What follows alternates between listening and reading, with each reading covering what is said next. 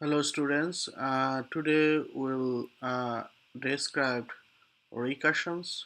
So how to write a program in a recursive way, we'll discuss about those things. So a recursion is not exactly a data structure, but this is the process how to use data structures. So in order to use some data structures, you probably need to know that how to use those data structures efficiently. So basically we'll compare with the normal programming way, and we'll compare to we'll compare recursive way to write a program. And so we'll try to find out pros and cons of in both cases. Then you can understand that which process would be the better way to write your programs or solve any problem. So, what does it mean to recursions? Recursions is, as I said, that a recursion is a you know programming approach. So, problem solving approach that can be used to generate simple solution to certain kind of problem. So you probably have some problem, so you have to solve that problem. So you can solve that problem in a normal way that you probably use some looping style, so for loop, while loop, and some other loop style to solve that problem. So you can solve those problem in a recursive way also. So recursive is something that is kind of a loop. So we'll see that how recursive approach make a loop and do several things. So this is there is another benefit of a recursive approach, is that it basically you know uh, uh, you can write a solution in a simple way. So recursive approaches style is like a mathematical style. So when you try to solve some mathematical problem, when you try to solve some logical problem, probably recursion would be the best approach to solve this problem. So recursive definition basically define itself in its definitions. So say for examples, you have a functions and you have a method, and in this method you call that method itself. We know that when we write a method, we can call other method inside that method. So this is a normal process that we have been seeing in our different programs. But the recursive approach is something that you call you call that method from its definitions. So that means you calling that method again and again from its definitions, from its body.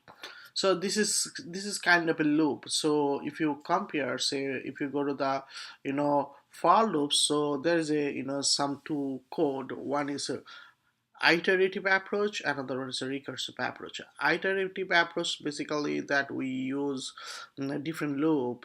So for example, so this method basically called factorial method. In that factorial you can see that there is a for loop. So this is a Python code. So if you are not familiar with the Python code, don't need to be worried about that. We This is quite simple. So you just need to understand the concept. You don't need to know everything in this code. So here you're saying that def factorials. This is means that this is a factorial method and it's taking some number as an argument. Then you have a for loop inside that method. So this for loop basically run several times, so and do some operations. So it basically gives some factorial results. Now you can solve this problem in an iterative way, and you can solve this problem in a recursive way as well. So for example, so you have a factorial method, and you have some conditions, and in the else conditions you call these factorials. You call this factorial method. So that basically saying that you running this program, executing this program, then you call this factorial method. Again you come to this first line of this method, and you execute this execute all the statement. Again you call the factorial method. Again you come to the first statement. So this is kind of a loop. So similarly in for loop, you see that this the statement inside the for loop will be performed several times, that basically based on how many times you run this loop. Similarly in the recursive case also, the all the statement in the recursive function will be performed several times, that basically based on how many times you call this call this function recursively. So these are the two approach to solve the same problems. Now question is that when you will use recursive math approach, and when you will use iterative math approach.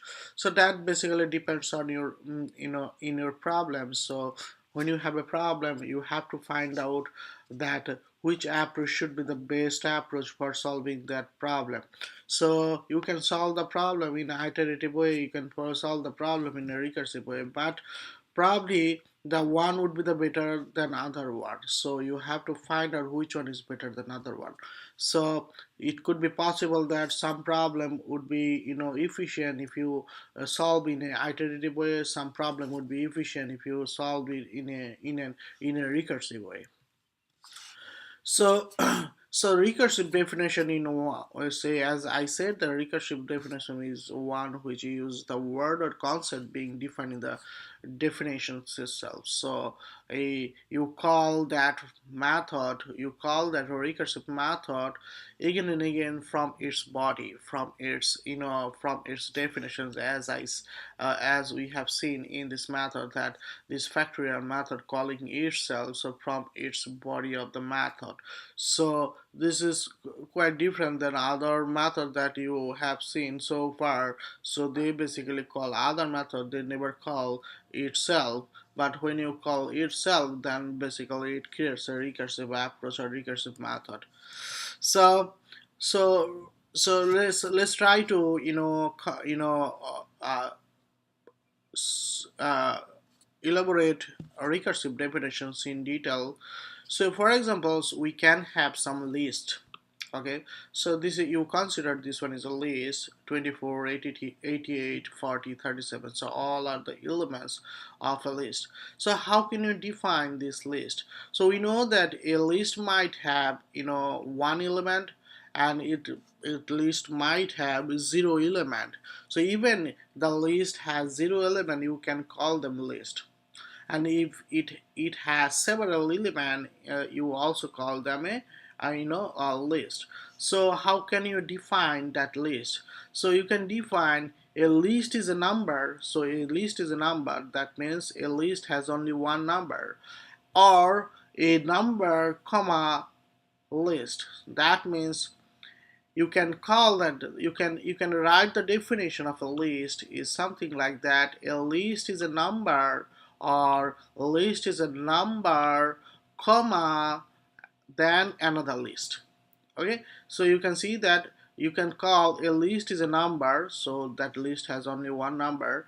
And if it doesn't have one number, if it has more than one number, then you can call that a list is a number followed by comma and followed by another list. So this is kind of the recursive definition. You can say that a list definition has another list. A list definition has itself in its definitions. So so far we have seen so many lists, so different kind of lists. We have seen array, we have seen linked list, so we have seen some conceptual data structure, stack, queue. So everything is a list, and you can define them in a recursive way. So an array, you can say that an array is a number. So if it's a is a integer array, so you can say that an array is an integer number, or an array integer number followed by another array. So we know that array doesn't have comma, so but you can say that an array is an integer number, or an array is an integer number followed by another array. So you can see that an array definition have another array is its own name in its definitions. So the list is defined to be a single number or a number followed by comma followed by a list that we have discussed. The concept of list is used to define itself. So a list define itself in its definition. So the all the data structure that we have seen, an array, a linked list, so those are the list or array list. Everything is basically has a recursive definitions. It is so far that we have discussed that a recursive part of the list is defined used several times and terminating with the non-recursive method. So if we take that same same example, say we know that if you go to the previous example 24, 88, 40, 37, then you can say we said that 24 is a list, or 24 say you can a list is a 24 comma another list. So you can see that 24 comma another list, and again you define this list in that way, 88 comma and this list, and again you can define these lists 40 comma and this list, and finally you have a 37. So you can see that the recursive definitions in data structures can have a recursive definitions, but it must have some non-recursive part that basically terminate the process. So say for example, if you don't have this one is the terminating process, say it doesn't have any list definitions. If it doesn't have list anymore. So if it has a list, then probably it need to call again. So similarly it has list, so we do the process again. It has list, so we do the process again. So it doesn't have a list, so you don't need to do the process again. So if you don't have this kind of terminating process, if you always have list, then probably you will be in some infinite loop. So if you have infinite loop, if you don't have some terminating process, then your program will never terminate and it will never give you the correct results.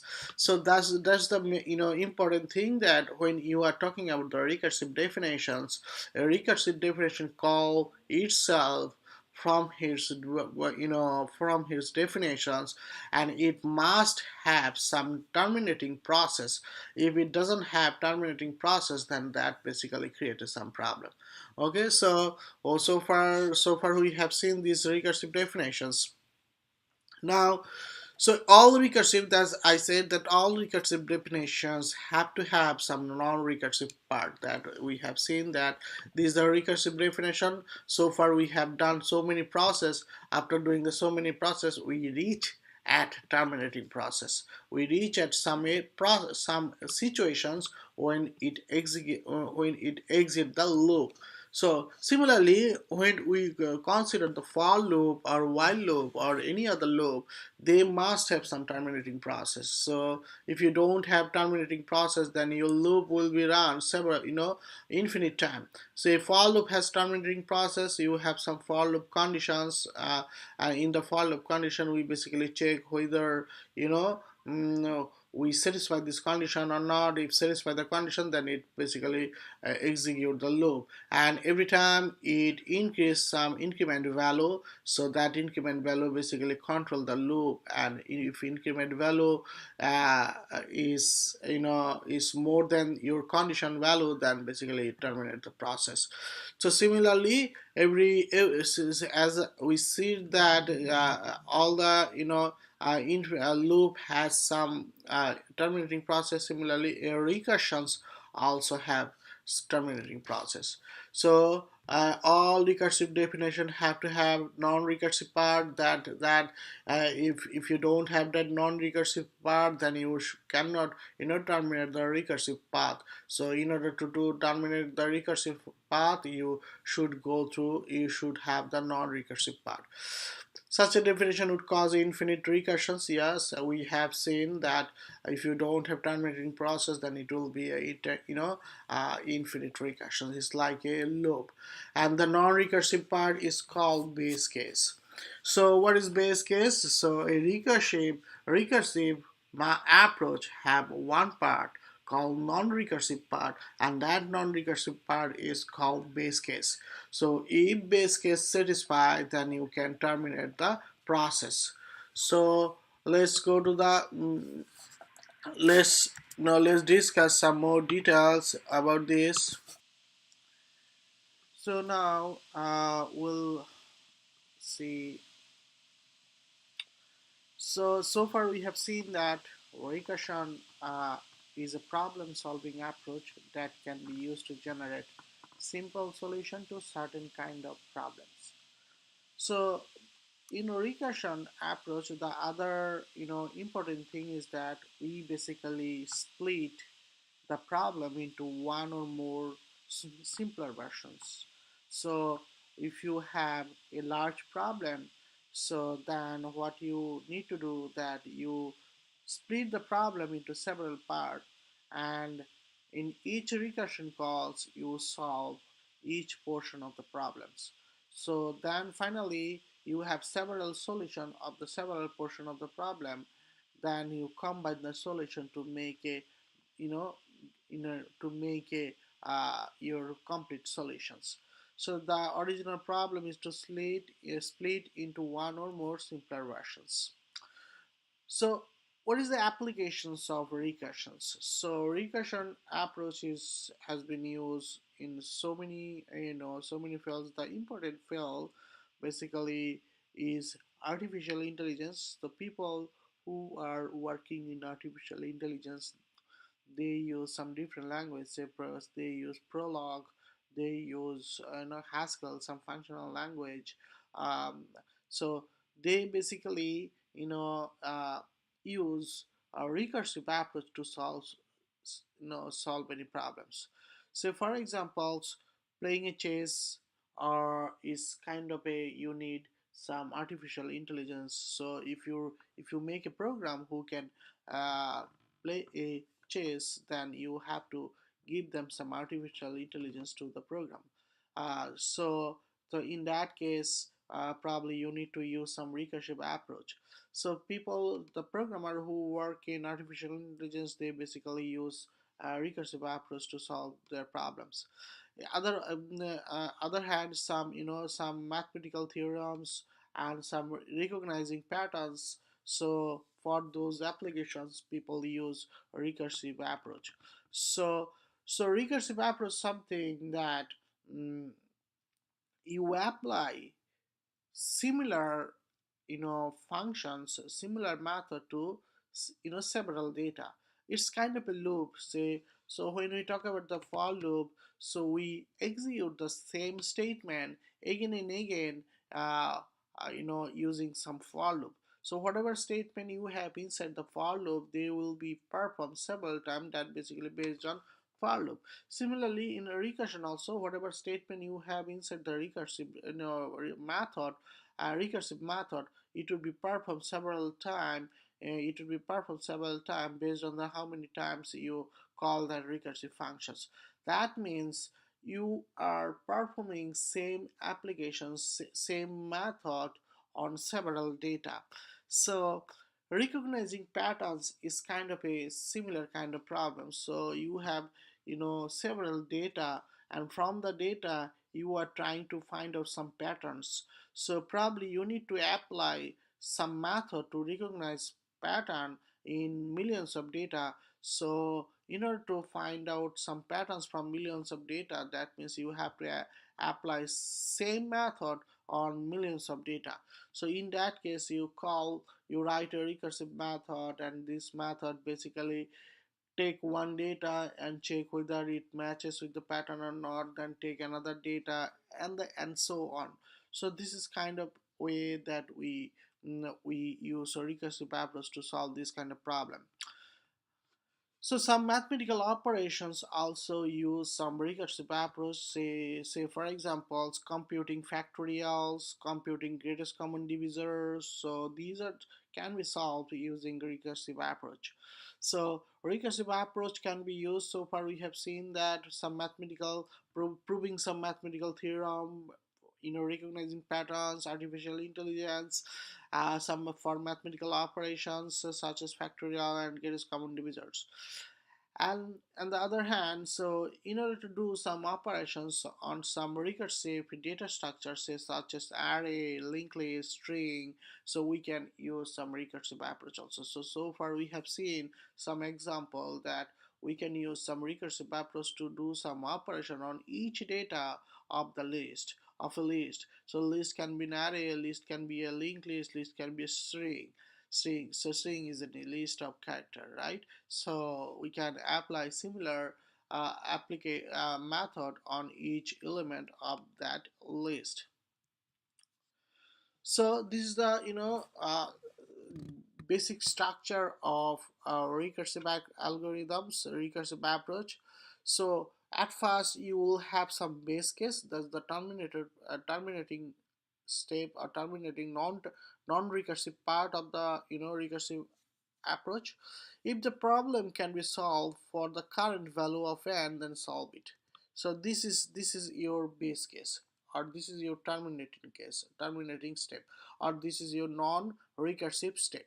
So if you find the results, if you solve the problem using your current value or using your current situation, then solve it. If you cannot solve the problem, then you recursively apply the algorithm to one or more problem involving smaller value of n.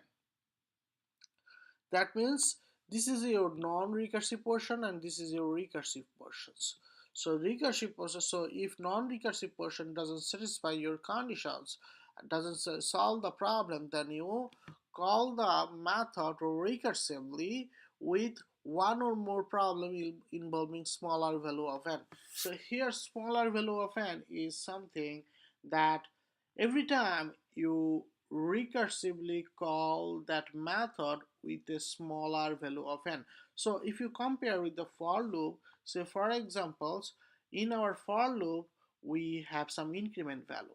Okay, so every time we increment our variables, and that increment our variables means we count the for loop, and in and such and at the end what happened, that incremented variables will satisfy the condition and terminate the process. Similarly, in recursive approaches also you have some n value, and every time you you make your n value smaller, and you make every time you make your n value smaller and smaller and smaller, and at the end it will match with the base cases. So if you don't make your n value smaller, then probably you will be in infinite loop. Similarly in for loop also, if you don't increment your variables, then you will never satisfy the condition to terminate the for loop. Even in the while loop also, if you never increment some variables that basically satisfy the conditions to terminate the loop, then it will be in infinite loop. Similarly, in recursive approaches also, if you don't make your n value smaller in each recursive call, then you will not have any scope to terminate the process.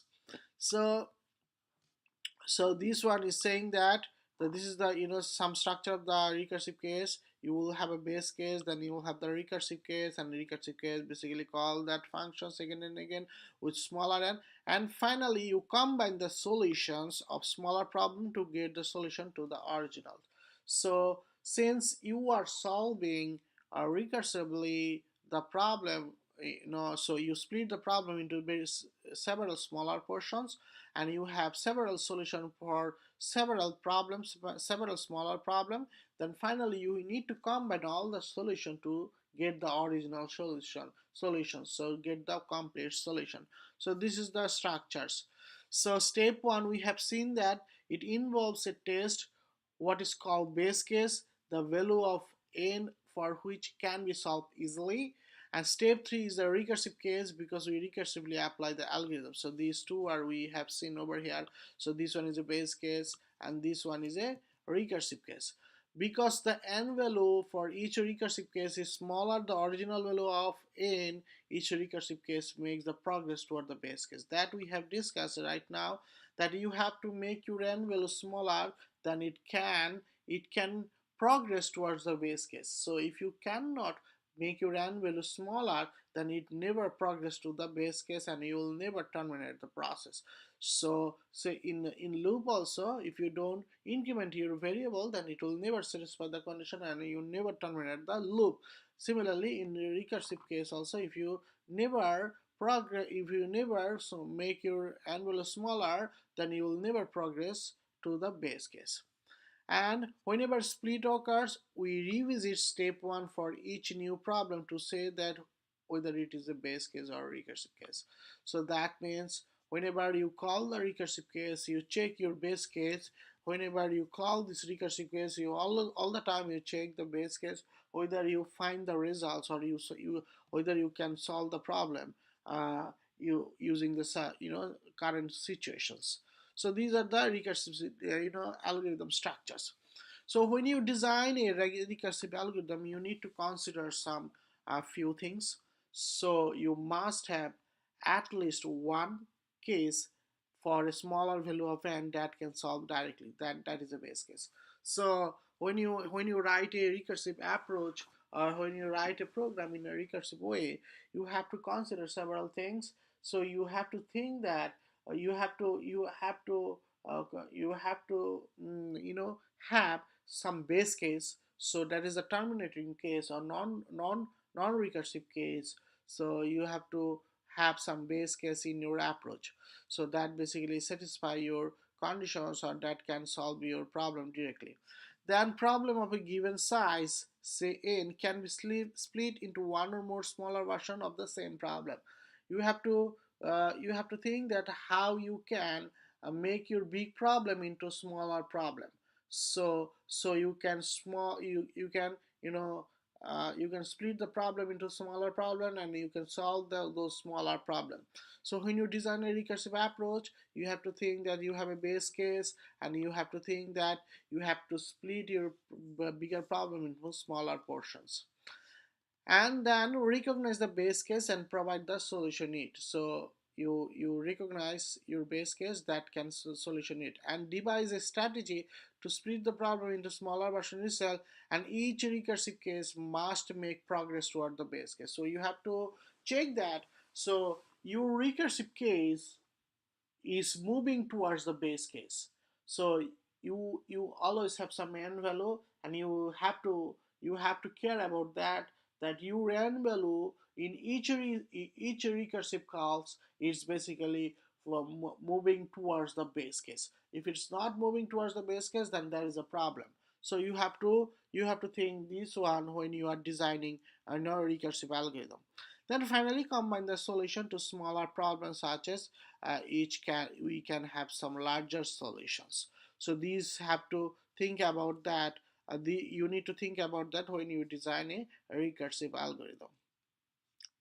So this one is some example of recursive approach. Say for example, you are trying to find out length of a string. So you have a method, and that method basically a recursive method, and that recursive method count the length of a given string. So this is a problem. You have to count the length of a given string.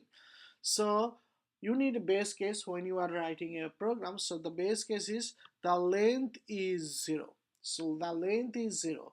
So if length is 0, so if length of the string is 0, then you don't need to count anything. So if the string is empty, the length is 0. So this is a base case. So there is no any characters. So if you have a string and this string doesn't have any characters, then here the length of this string is 0, and this is your base case. So and the recursive case is the length is 1 plus the length of the string that exclude the first character. So we'll see, this is the definition, recursive definition. We'll see examples we illustrate the these examples. So if you go to the next slide for examples, so length is the method, recursive method that takes some string. Now the goal of this method is to count the characters, count the length of this string. So now the recursive case, the base case says that if string is empty, return 0. If string is not empty, then recursively call the length functions and exclude the first character. So exclude first character means you are passing some string that exclude the first character. That means you are making your input smaller, and if you are making its input smaller, then you are moving towards the base case, because and every time you, if you exclude your first characters, then you will reach some situation when string will be empty, and if string will be empty, then you can return a 0, and you can terminate the process. And you have some computations that 1 plus length of the string that exclude the first characters. So if string is empty, then return 0. This is the base case. If string is not empty, then recall the length method recursively with some computations, and the input of that recursively call, you exclude the first character of the given string. So this one is saying that you have a length method and given string is that ACE. So you check that whether string is empty or not. No, string is not empty, so you have to call the recursively length method. You call the recursively length method by excluding the first characters. You exclude the first characters, so now it's a CE, and you do some computations. 1 plus length of the string that exclude the first character. Then you check that whether CE is a empty, whether the given string is empty or not. No, given string is not empty because it has CE. So you call the length functions again 1 plus, again you exclude the first characters. Now you have, you check that whether given string is empty or not. No, given string is not empty because it has E. Again you call the length method with the empty string because you exclude the first characters. And when you call this length method, that length method basically matches the base case, because now the string is empty. When string is empty, then it returns 0. When it returns 0, so you can see that this recursive method has base case. Every time we check the base case, and every time we call the recursive method with smaller input, and we reach our base case. When we reach our base case, then we start to combine our solutions. So these are the splitting problems. You can see that this is one problem, this is one problem, this is one problem, and this is one problem. So every time we split our problem into smaller problem. Now after reaching the base case, now we start to combine our solution to get a complete solutions. So 0 plus 1, that will give you 1. Then it's carried to 1 to over here. So 1 plus 1, that is to give you the 2, and 2 plus 1, that will give you the 3. So finally we return it, the recursive method return 3. So these are the things, these are the some recursive method, how it works. It basically takes some input, and every time it call itself, and every time it check the base case. If it doesn't satisfy, then it call itself again with the smaller input. And when it reach the base case, that after reaching the base case, it start to combine all the solution of the all smaller problem, and then finally get the complete solutions. So if you compare with our, if you try to illustrate our problem in a runtime stack problem or activation frame. So this is our stack, this is our memory. So when we call a functions, when we call a method, that basically we need some memory space in our memory, so we can do operations. So these all these all frame called activation frame, and each activation frame keep one method called informations. They keep all the temporary variable informations, all the regular variable information, return address, everything. So now, since this method call itself again and again, so they have several call, and each activation record keep each call. Now if you consider the first activation record, that time string was ACE, and then you call length method again, that time string was CE, and you call recursively length method again, then that time string was E, and you call length method again, and that time string was empty. Okay, so these are the four calls: one call, two call, three call, four call. That's why it creates four activation record in the stack memory. So these stack activation record have string empty, these activation record has E, this is a CE, and this is ACE. That depends on the this method call.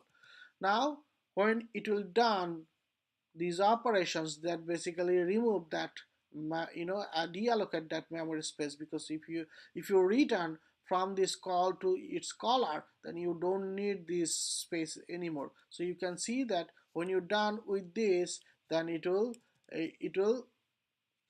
deallocate that memory spaces. So this is the runtime stack method. You should read some resources to understand properly this runtime stack or activation things. This is out of the course scope, but you can read some more details from your book or just some online resources. Now this is another problem that is solved in a recursive way. So, say for example, you are trying to compute factorials. So if n is equal to 0, then n factorial is 1. So this is your base case. So in the recursive approach, you need some base case. So what is base case? So if given n is 0, then n factorial is 0.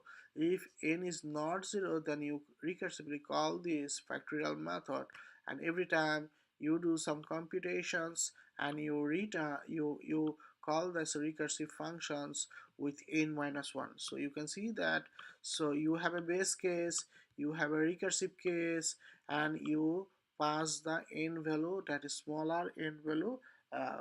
So every time you are moving towards the your base case. So every time if you make n minus 1, then you will reach at the end, you will reach when n will have on value will be 0. So and that time you will reach the base case, and you can do the same tracing of the factorial also. Mm, Factorial also. So you start with the factorial 4. Now you call, you check that your base case whether n n is a 4 over here, n is 0 or not. No, n is not 0, so it doesn't match with the base case. So you call the factorial function with n minus 1, that is a 3. 4 minus 1 is a 3. So you check the 3 is, no, n is 0 or not. No, n is not 0. Then you call that factorial functions n minus 1, that is a 2. And you can see that every time we do some computations, we keep some computations that we have to do later when we combine the solutions. So when we combine the solution, that time we do the computations. We are keeping all those computations for later. Okay, so now factorial 2, so n is 2, which is not exactly 0, so which is not a 0. That's why we call the factorial function with n minus 1, that is 1. We call that 1 is not 0, so we call that factorial functions n minus 1, that is basically 0. So when n equal to 0, so we reach the base case. When we reach the base case, it return 1. We can see that if n equal to 0, it returns 1. So it returning 1. So now you have several small problems. Now you met with your base case. Now what you need to do, we need to combine all the solutions, all the smaller solution into a bigger solutions. So 1 into 1 equal to 1, so you return, and 1 into 2 equal to 2, you return 2. 2 into 3 equal to 6, you return 6. 6 into 4 into so you return 24. So factorial 4, that should return 24. So this is the how factorial recursive approach happen. So you have to split the problem into several part. Each time you check your base case, each time you make your input smaller, and when you reach your base case, you're just starting your you know uh, uh, combining solutions. These all are the basic things, some basic things, some characteristics of the recursive approach. In next slide we will talk about some more about a recursive approach, their classifications, and we'll see some more examples. Thank you.